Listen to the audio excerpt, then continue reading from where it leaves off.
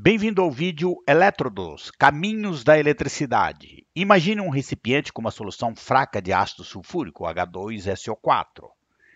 Nesta solução, o ácido dissocia-se em partículas carregadas, que são os íons positivos e os íons negativos. Agora, podemos inserir uma chapa de cobre nesta solução de água com ácido sulfúrico e uma chapa de zinco. Nesta solução, a tendência do cobre é atrair os íons positivos, H+, íons de hidrogênio da solução.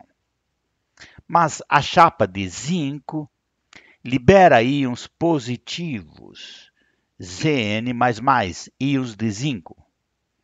Assim, a chapa de cobre fica positiva, isto é, com uma deficiência de elétrons. E a chapa de zinco fica negativa, isto é, com um excesso de elétrons, ao liberar os íons Zn++. Se a chapa de zinco for conectada à chapa de cobre por um fio, como está indicado aqui na figura,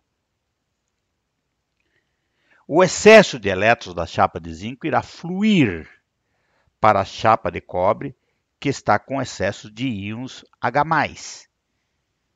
agregados a ela. Os elétrons unem-se com os íons H+, e liberam o gás hidrogênio. Isto pode ser observado aqui, vendo que eles começam a ver o borbulhar, este borbulhar aqui próximo da chapa de cobre. À medida que a chapa de zinco perde o excesso de elétrons, mais íons Z++ são liberados para a solução e produz um novo excesso de elétrons aqui.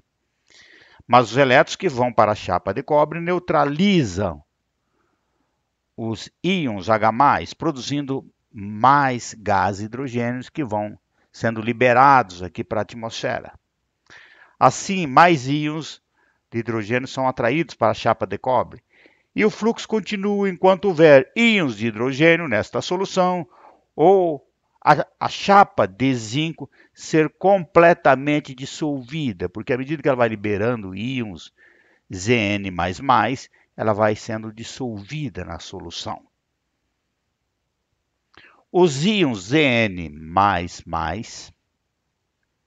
e os íons SO4 permanecem na solução até que a água se evapore, quando se une para formar o sulfato de zinco, ZnSO4.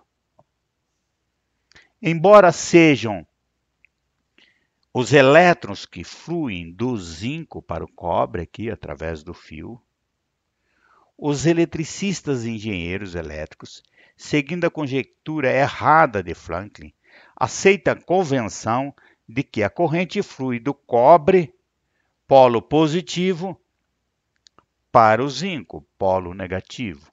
É como se tivéssemos uma corrente com partículas positivas se movendo em sentido contrário ao fluxo de elétrons aqui no fio. Esta convenção, ela surgiu na época de Franklin e quando se descobriu que na realidade eram elétrons que fluíam, a indústria elétrica já estava bem desenvolvida. E aí foi muito tarde para mudar a convenção. Uma geração após as experiências de Volta, Faraday denominou as chapas de metal que serviam como polos, quando colocadas aqui nesta solução, ele denominou essas chapas de elétrodos. Caminhos da eletricidade em grego, a palavra elétrodos. Este é o significado.